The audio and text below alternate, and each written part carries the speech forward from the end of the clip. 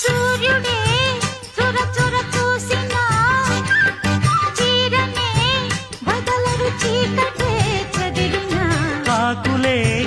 కేకలు వేసిన కౌగిలే వదలను వాకిలే పిలిచిన